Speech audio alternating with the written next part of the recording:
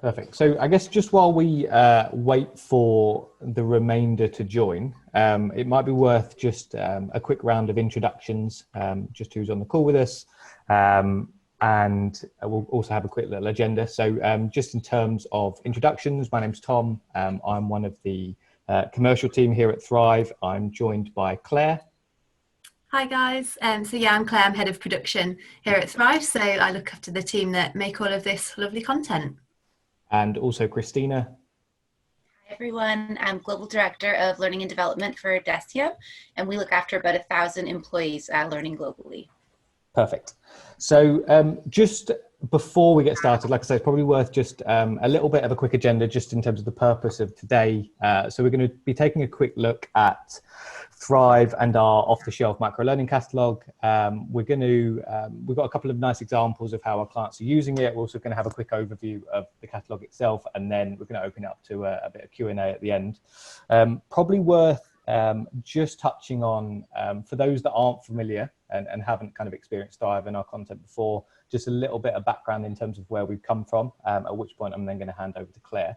But yeah, in terms of who Thrive are and what we do, we launched at the back end of 2018, but there's been a fair amount of work that's gone into the background. So the team, we're about 38 of us now, but the team have been working in the background ahead of that launch for around about 12 to 18 months on the different kind of facets of our business. So there's two different aspects. There's our learning experience platform, and then there's the off-the-shelf microlearning catalogue, which, as I mentioned, we're here to talk about today. There's a fair amount of industry experience within the team. A majority of the senior management team have come from a company called MindClick. MindClick were a bespoke e-learning content development agency, an award-winning agency at that. And a lot of that experience has kind of helped shape where we wanted to position Thrive within the market. So we recognize that the reality is off-the-shelf content providers are 10 to a penny, and there's not a lot that differentiates them. And like I say, we wanted to do something a little bit different. So like I say, we'll talk about it in a little bit more detail, but some kind of key aspects to our content. We have about 120 modules at the moment, and they're across a range of kind of modern relevant topic areas, including mental health and well-being, digital skills and skills for work and life. Everything's under kind of 10 minutes, and that's across a range of different topic areas and module styles as well. So from e-learning content to PDFs, animations, takeaways, and all that sort of stuff. But I will, like I say, I will hand over to Claire, who has a couple of examples of where where our clients are using our content.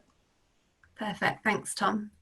Yeah, so we thought we'd just give a couple of examples and kind of try and illustrate how you guys can use Thrive's content during what is quite an uncertain time. So I think it's fair to say coronavirus has kind of flipped everyone's worlds upside down, and pretty much every aspect of our life has been touched. But from a work perspective, we've now got kind of teams working from home, who a lot of them haven't done that before. We've got teams who are used to being out in the field or on the shop floor that are now completely out of routine because they're at home. And in the UK at least, we've got teams that are on furlough. That means that they can't work at all. So it can be quite daunting, but amongst all of the kind of uncertainty and change, there's actually quite a unique opportunity for learning and development. And since kind of the outbreak, we've been onboarding new clients, we've been speaking to existing clients to see how we can kind of support them during this time. And it's really been uplifting, I'd say, to speak to them. There's quite a commonality, I guess, in what they're all saying, and that is that we need to help our employees. So whether that's helping them to adjust to being at home, or keeping on top of their mental health and well-being, or even just using this extra time that they've got wisely and helping them develop themselves a little. One client described it as having a captive audience, and it would be a missed opportunity if you didn't make the most of it. And I think that's something that we can all agree with. So our catalogue, as Tom touched on, is made up of discrete microlearning modules. Just the next slide, Tom, which we categorise into bundles, and them in themselves are kind of the perfect starting point for a learner journey, but they also work well kind of as standalone, or if you kind of mix them up a little bit and combine them in different ways.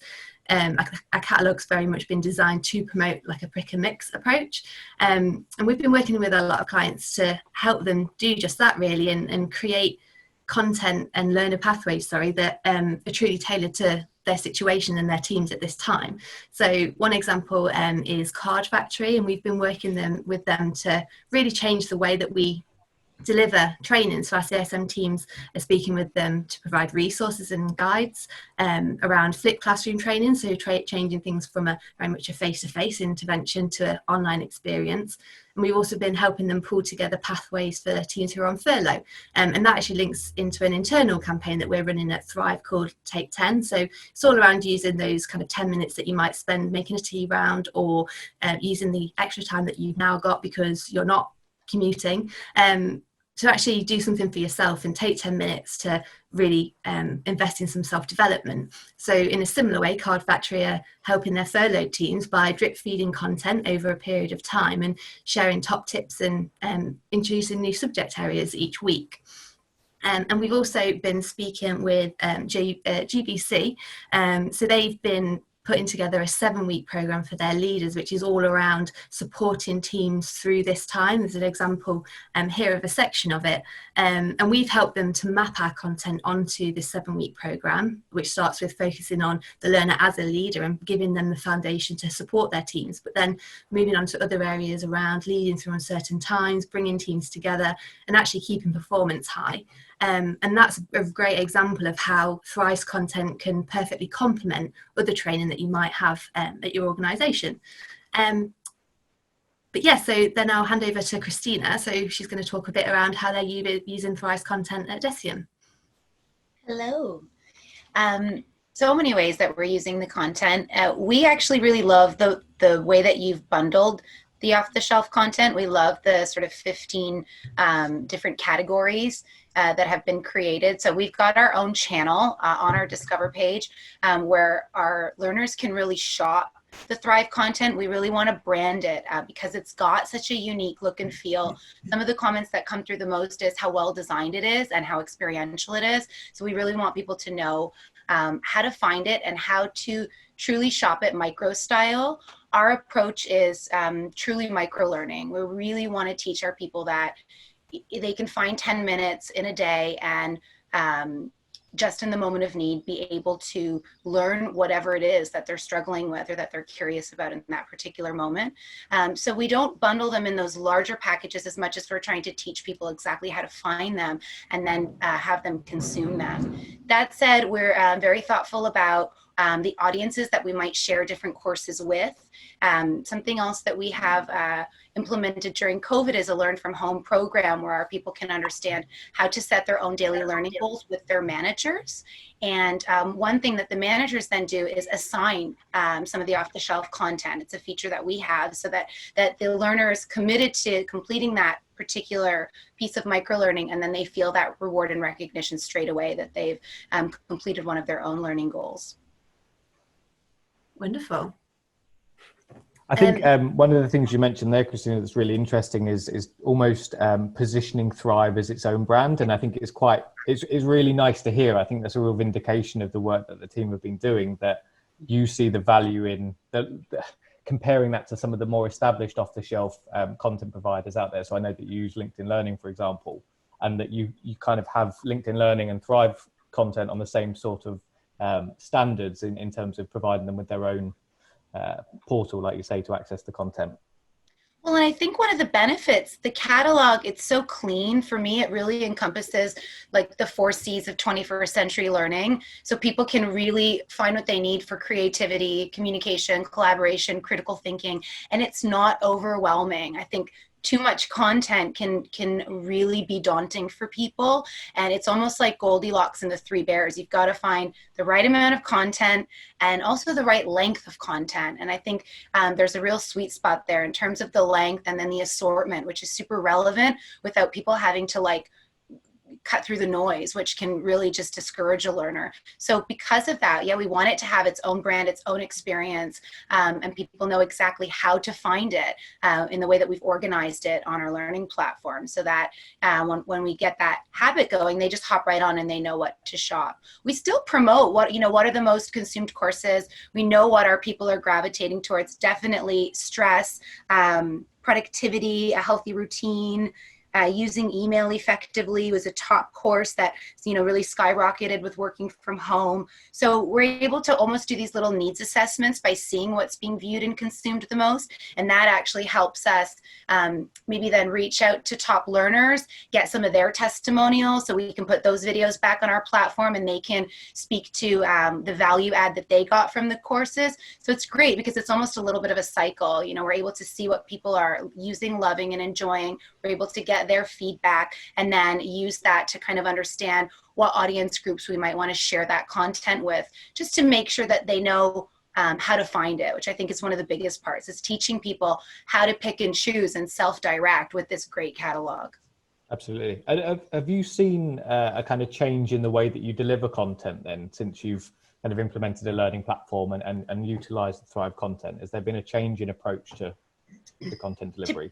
Well, a lot of the things that we've done, we've learned from you guys, to be honest. We've seen some of the great simple things you've done to educate us on when new content comes through. For example, the content roadmap, where you've so clearly mapped out the different bundles and you know, when new content is coming. So we actually paralleled that. We stole the idea. we loved the template, and we've got something similar so that our learners can hop on and understand in a bird's eye view how to shop the courses, what the value would be in those courses. And that's really helped people be able to take charge of their own learning. New module Monday, which is something else that we saw happening on Thrive, and we loved it. It let us know when something new was coming out. So we thought, what a great idea. So we started pushing that and working with kind of key departments. So for example, partnering with a project management team when the new project management content came out and getting their buy-in and maybe their video testimonials. Another thing is the monthly roundup that Thrive does, where you also then give another recap on great new content. You know, the danger is there's so much great content out there, and we put all this work into loading it on a platform and no one knows it exists, right? So it's just those simple ways of making sure that we're educating people so that they know how to find it really easily just in that moment of need.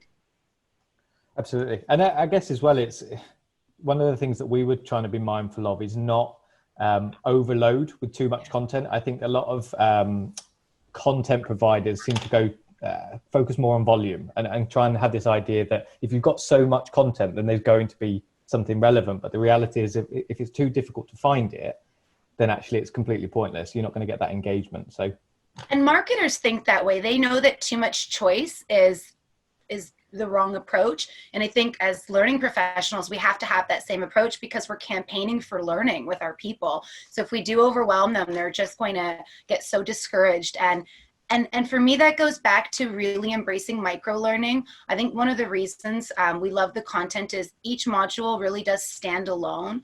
And we ourselves, we don't focus as much on these larger pathways. We really want people to develop simple daily habits. Some of the ways we campaign for learning is this idea of like, how can you hack your learning? How can you find 10 minutes in your day?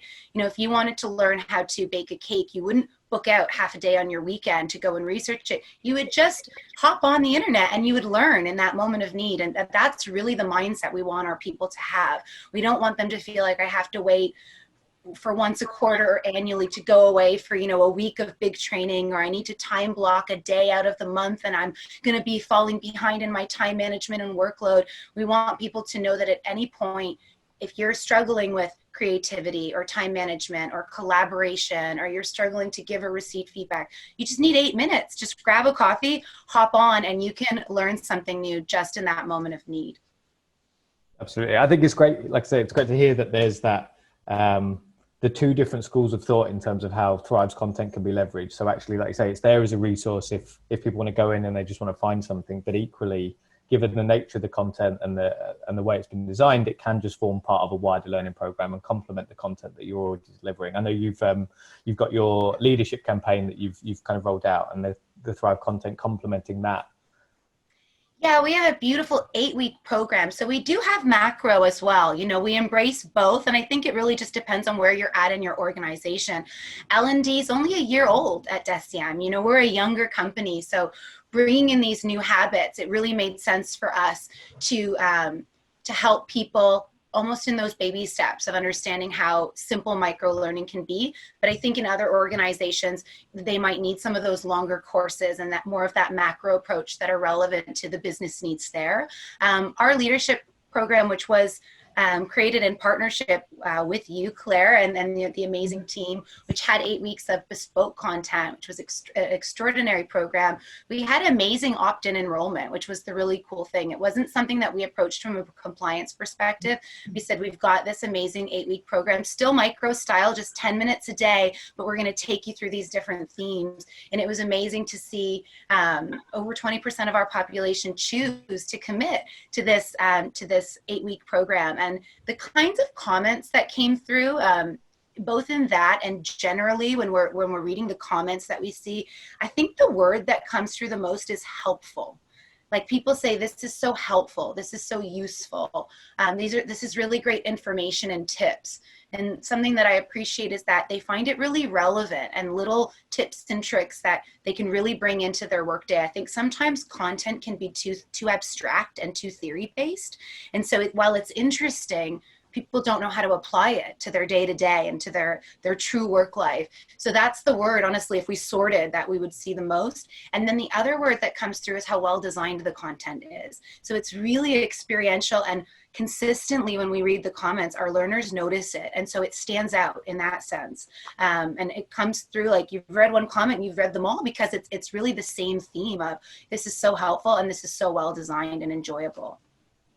Great. Well, I'm conscious that we're 15 minutes into the webinar and we haven't actually shown any of our content. Now, I'm loath to sit here and kind of click through some content, because nobody needs to see that. We can obviously follow up with anybody that's interested if they want to take a look and have a play around themselves. But I was going to pick out a few examples that I guess are particularly relevant. I think we're all well aware of the current situation and the strains and stresses that puts on people and in having to adapt. And I think some of these stats kind of on screen at the moment speak for themselves. And the reality is a lot of our clients are seeing massive uptake in terms of usage of the mental health and wellbeing content that we've developed.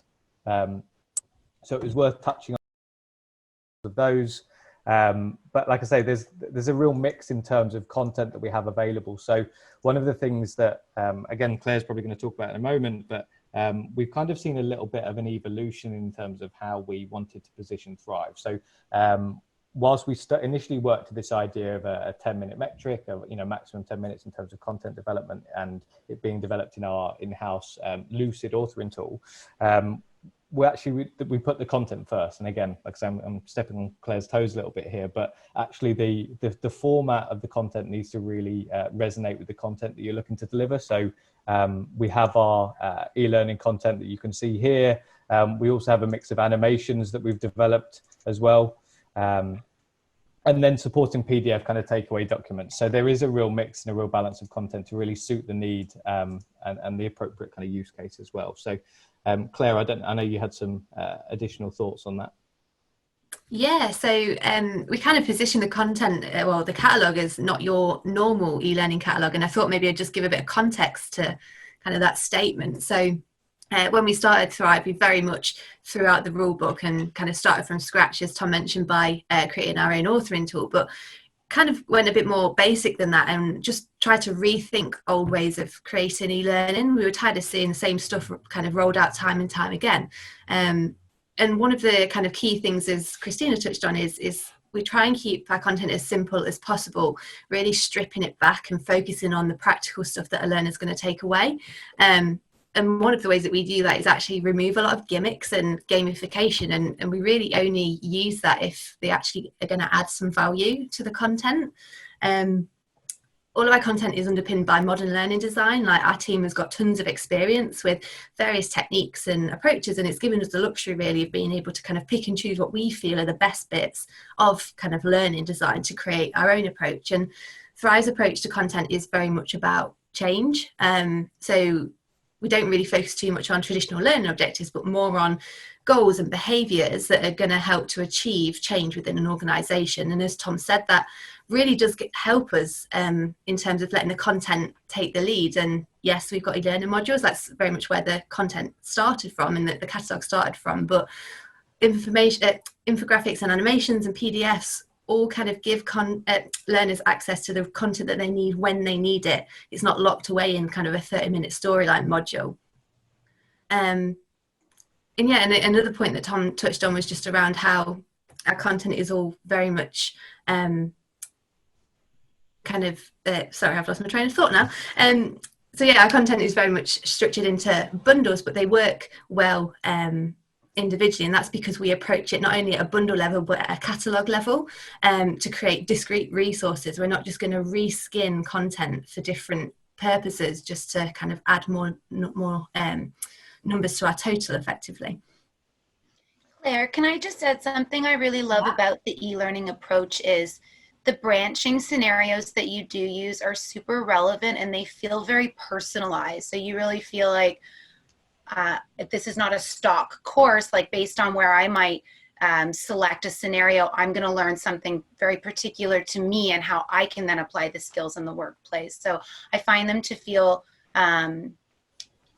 just, you get that buy-in. They don't feel silly. You know, sometimes I think with e-learning, people just don't, it can feel a bit fluffy sometimes, you know, it doesn't feel good sometimes. And so I think here people have those really practical scenarios that are helpful. Yeah, definitely. And without sounding a bit big-headed, to create something that is quite simple but does resonate as well as you've explained is actually takes quite a lot of creativity, and I think that comes back to the team and the process and how collaborative our process is. I know when Meg and Emma did their webinar a few weeks ago, she used a quote, I was going to write you a short letter but I didn't have time, so I wrote you a long one, and I think that sums up microlearning quite well. There's a lot of thought and investment that goes into creating just a 10-minute module or kind of a 2-minute animation. I think that creativity point as well, Claire, is really important. You know, giving the team the opportunity to start from a completely blank sheet of paper, and you know, not being constrained by a certain style or approach. Actually, everything is completely bespoke, and I think that's where, you know, again, being able to mitigate that learner fatigue. This idea, we want people to consume as much content as possible and to really learn, but if they're confronted by the same style and the same aesthetic every time, that learner fatigue is really going to come in. And so we get to keep it fresh, and I guess it keeps it fun for our team as well, really.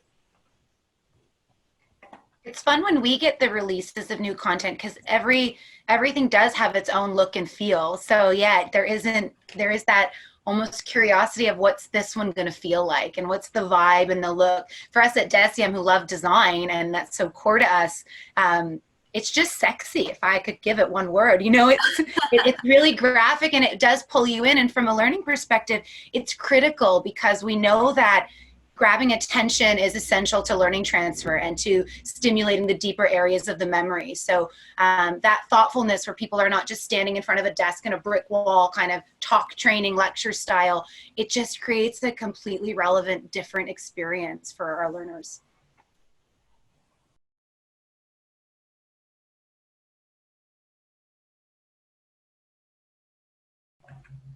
And in terms of, I guess the other aspect of kind of where we try and differentiate ourselves, Claire, is around the support and onboarding process. So going beyond just sending somebody a file and saying crack on, actually how we add support beyond that. Yeah, definitely. So one thing that a term, should I say, that we use a lot is partnership. And whoever the client is, LXP, off the shelf, we want to create a partnership with you. We don't want this to just be a transaction, and that has benefits for us in terms of it helps us to inform our roadmap and the content we create. I mean, who better to kind of tell us what they want than the people that are going to be using it?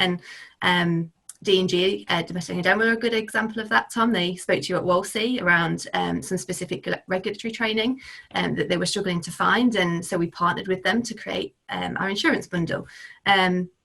It also helps us in terms of continuous improvement. Christina said that our content seems relevant and up to date, and that's something that we're keen to keep on top of. So by speaking to clients and getting feedback from them, that helps us to continuously improve and make sure things are relevant. And I guess using the DECIEM Leadership Series as an example, we actually after that took stock of our own leadership bundle, because it was one of the first that we actually did, and we realized that there were a few gaps. So we're in the process now of updating some of our current content and actually creating 5 extra resources, which is fantastic. But yeah, and I guess really at the heart of all this partnership concept is that we don't want this to be a transaction. It would be very easy as a content partner to give you your content and say enjoy, but for us it's more than that. When we start creating training, for example, we always have L&D in mind. How are you going to be using the content? Hence why we have like the bundle approach and almost like a starting point for creating a learner journey.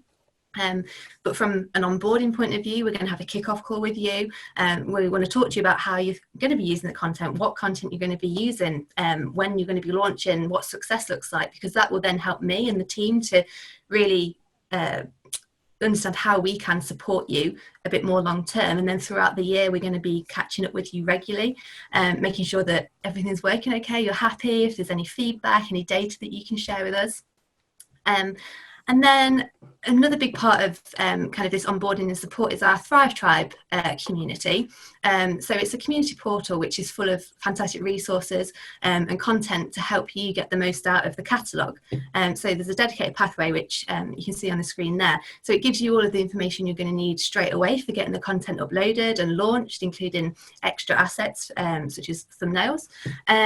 But then there's some stuff that you might want to keep in mind for the future. So our roadmap, but more importantly, how you can help to inform that and add suggested titles. And then we've got a bunch of extra supporting materials. So maybe you need a little bit of help in terms of promoting the new content that's on its way. So we've got posters, we've got videos that will really help to kind of get the word out there and get people excited about this new content. But then we've also got example pathways or learner journeys on a number of our topics, which kind of take our bundle and really bolster it out. I mentioned that the catalogue's very much a pick and mix. So we've included other modules and resources from elsewhere in the catalogue, which really help to create more of a bolstered out journey. And we also include sometimes like curated content, TED Talks, articles, etc., that are just available on the web that we found useful when creating this content. And it just gives you a bit more, I guess, a bit more of an in-depth look into some of the points that we're talking about. And then in a similar way, we really encourage you to use our content to support kind of campaigns. So campaigns will really help you to retain engagement and push content out throughout the year. And a great way of doing that is to link it to national awareness days or weeks or months. So International Women's Day is a perfect time to highlight some more of the equality and diversity content that we've got, or International Stress Month, for example. You can really hone in on helping people with their kind of mental health and well-being. So there's a bunch of resources, and we're always here to kind of support and answer any questions. Great. Yeah, I think for me that's one of always been the main selling points. Obviously, as a salesperson, I'm allowed to say that, but I think one of the things I know everybody says this in our industry and about trying to be driven by client demand, but I think for us it is truly one of those main drivers. Like you said, that example of domestic and general, they came to us and asked for some training on SMCR and IDD, which I'm not even going to pretend to know what they stand for, but they mentioned that there was only one other provider in the industry that had any content, and it wasn't particularly relevant because it was more focused on finance than insurance. And so we said, well, actually, if we can work in partnership with you to build it, then we'd love to do it. And I think that's where we try and make ourselves stand out. Like I said, the catalogue is 120 modules, so there's a load of stuff there, but I think it's not too broad and kind of not relevant that it becomes just something that gathers dust in the corner because it doesn't get any use. We are really trying to make sure that everything that we produce adds value and that there is a need across our client base, rather than just hoping that actually it gets some usage. So no, I completely agree. The final thing, I guess, is just to mention is around the commercials. So again, this is where we try to do something a little bit different. So rather than charging per user, which I think one of the things is we've been unable to get our head around is why clients would do that, given ultimately all you're doing is providing a SCORM file and uploading it to your LMS. It doesn't make sense to charge per user. So we try to do things a little bit differently and provide unlimited user access for £5,000 per annum, irrespective of user numbers. In terms of high-level overviews again, so there's 120 modules and growing. So as part of that subscription, you get access to all of our new content, and we're producing content pretty much weekly at the moment. And then you, as Claire mentioned, you get access to the Thrive Tribe, where you can share best practice and ideas that our other customers and clients are using. And then also that, like I say, that opportunity to inform that roadmap. But that's kind of everything that we wanted to talk about. I guess it's kind of open to questions. And the first one, Claire, is around the authoring tool. So the first part of that is whether or not clients get access to the authoring tool, which I can answer that and say no, not currently. It's in terms of clients being able to make amends to our content. I think a few of us at Thrive have had experience of clients being able to do that at past companies with previous catalogues. And I think it's one of those things that creates more challenges than kind of opportunities. Claire, would you agree? Yeah, I think there's a few challenges. One is around like versioning, and obviously what I've said, one of the things for us is really important is to make sure that content is up to date and relevant. So if we have multiple client versions, it's very difficult to kind of make sure that each of those instances is up to date and relevant. But another part of the way that we've designed our catalogue is that it is very much a generic catalogue, the idea being that we don't need to personalize it. So each module is treated very much as a bespoke piece. So they all look different, they all feel different, they've all got different themes or visual themes. Some are photographic, some are illustrated. And so they very much, I guess, as Christina says, have like a Thrive brand. So the hope is that you wouldn't need to make edits or brand up the content. Claire, I remember asking you, and we started working with you guys as well. And just from a back-end perspective, I remember seeing sort of the scripting around how you write the content. And with years of experience in instructional design, I couldn't wrap my brain around the complexity of the branching. And so I think it's the Lucid tool is so unique. What you've developed is probably more complicated than people might realize if they're used to other tools. But certainly, like, there's really no content that we can't use because of what you said. It is totally universal. That said, one thing that we found helpful is if there's something that we wanted to add further context to that's specific to our business, we just take that module and we might link it in a path or link it to something secondary, whether it's a video we've created or a job aid we've created. So you can still sandwich it in your business specific bun that you feel you might need to customize, but the essence of the content stays true to the Thrive feel. Perfect. So Nathaniel, who asked that question, has actually added a bit more context and said, sorry, my assumption with the authoring tool is that it will be a competitor to Articulate Storyline, which I think we can take as a massive positive as a starter. But basically, it's something where they could use it to make their own content. So I think this is a conversation that we've had many times internally about whether or not it's something we create as a commercial offering. And I think it's, in terms of the longer term plan, it's something that we'd love to do. But currently the priority is around kind of building out the technology within the learning experience platform and also expanding that off-the-shelf catalog further. I think there's a bit of work that would need to be done in terms of the technology for the authoring tool to make it a commercially facing opportunity. And then the other question Nathaniel asked was around, can you talk a bit more about how the authoring tool works? So what data you can collect, what format does it publish, etc. If I'm being honest, Nathaniel, it's quite a simple tool. So it's fully mobile responsive, and it's very much designed mobile first. Especially from an off-the-shelf point of view. That's kind of, I think iPad is our kind of primary device, although obviously we test across all of the devices. So it publishes in SCORM 1.2, and I guess data that's kind of passed back to any platform that it's hosted on is simply just complete or incomplete. We don't have any scored assessments or anything like that. So it's quite a simple tool, really. Perfect. I guess just building on that, in terms of the simplicity of it, we've tried to make the whole process as simple as possible. So rather than having any sort of integrations with any existing learning platforms that you might have, we simply provide our clients with the SCORM files to upload directly. So it makes IT conversations a lot simpler. So another question, so probably one for you, Claire, what's next on the roadmap? What's coming up? Yeah, so as I touched on earlier, we're working on our leadership bundle, so a few improvements, some extra ones. We're also finishing off a wellbeing bundle. So I think we've got 6 of 9 live. So there's another 3 to come quite soon.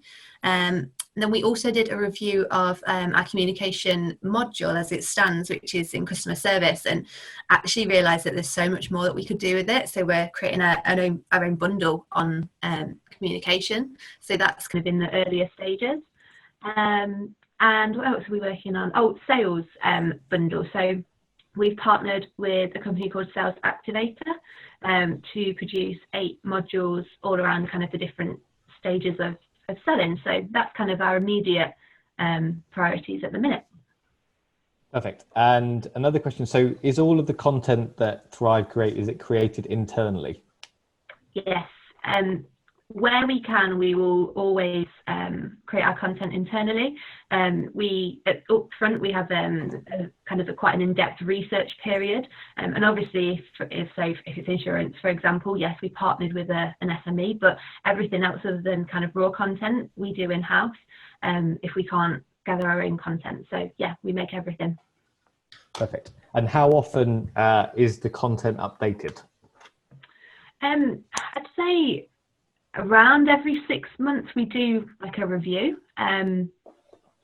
So unless obviously it's regular, like compliance stuff or regulatory based, obviously we've always got an eye on kind of the news to make sure that we're not missing anything. I think late last year there was like an update to like the whistleblowing directive from the EU, so obviously we made sure that got some special attention from the learning designer, but on the whole we just trying to make sure everything is up to date and relevant, and we find that kind of every 6 months just doing a bit of a review, it kind of helps us to do that. But I guess one thing that from our learning designers especially, they're really actually passionate about the topic areas that they're writing about. So leadership, communication, all of this. So they've actually in their personal lives got an interest in this. So they're always kind of keeping their eye on things. And if there's any kind of new thought leaders that crop up, then they'll flag it to us, and we'll make sure that we're not saying anything that's kind of contradicting kind of popular opinion at the time. Perfect. And Christina, one for you. What do you think differentiates Thrive from the rest of the content out there? I think certainly the experience, the look and feel. But I also think, I know some of your designers have backgrounds also in film and different things. There's a different narrative experience to the content. It doesn't feel like this kind of simple sequencing and chunking of 3 to 4 topics. It's so blended. It feels like an inside out approach. Like you got to the heart of the topic from the inside out, and I haven't experienced that with any other content. So experientially, it just feels really organic, holistic would be a word I would associate with it, and relevant. And as you mentioned, Claire, with the great thought leaders, the way you've brought together so many diverse, relevant thought leaders, but in easy to consume way, it packs a lot of power for 10 minutes. Like you really do get that value, and it's very memorable, I find. And sometimes with other content I've consumed, I'm sitting there taking notes because there's so much, but it's not sticking. So you guys have figured out something about learning transfer that really does work. It's sticky learning, I would say that in a nutshell.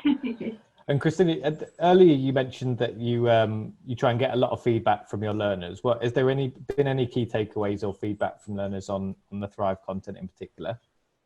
It's what I mentioned. I mean, the outpouring of gratitude and love and thanks that we get just for how helpful the content is, how excited they are. As I mentioned, we're an opt-in learning culture. We don't push anything out from a compliance perspective. So to see the numbers of consumption and the people that are shopping this content and using it as they need it, and then sending us emails or leaving comments with hearts and smiley faces, thank you so much. This was so helpful. This is so well designed. I loved this. It's really positive. We do survey our people and we meet with sample groups and interview so that we can continue to get feedback, and they feel it's really simple, easy to understand, and easy to consume. Especially for us, we've got team members out in retail and warehouse spaces.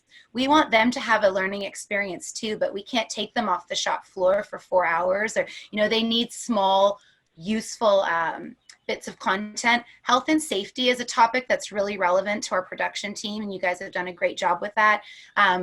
Customer happiness team loves the customer service modules that you've created. So there's some stuff that's really specific to certain business units that they've found super helpful. And then there's these topics that we're seeing everyone consume around mental wellness, development, communication, these kinds of things. Awesome. Can I just say one more thing, and maybe you'll get mad at me for saying this, but on the slide before, I think Joe mentioned that it's a true partnership with you guys, and like we're a family at DECIEM, and we really feel Thrive is part of the family. The level of support, it's not even service, it really is collaboration. The interest you take in how our learners are consuming content, giving us campaign ideas, the role modeling on the Thrive Tribe to help us understand how to best push the content. It's really second to none. You've even sent me cupcakes to congratulate me on an amazing campaign across, I live in Canada. There's the thoughtfulness and the interest that you take. It doesn't feel like you ever drop off. You really do have a collaborative spirit. And I think it's something that is so important when you're picking your content provider, but also helpful for us as learning professionals to learn from your example, because the 38 people you have, I can only imagine the years, sum total of industry experience. So in my year working with you, I've become a better learning professional because of Thrive. I can say that wholeheartedly. And because there's just so much knowledge that you guys have, and you've pushed my understanding of how to use micro content and how to use content. And so I've changed a lot in a really good way because of Thrive. Amazing. That's really good to hear. I am conscious of the fact that we've managed to overrun by about 12 minutes. So I will just see if there's any further questions. Feel free to, ask in the Q&A box at the bottom.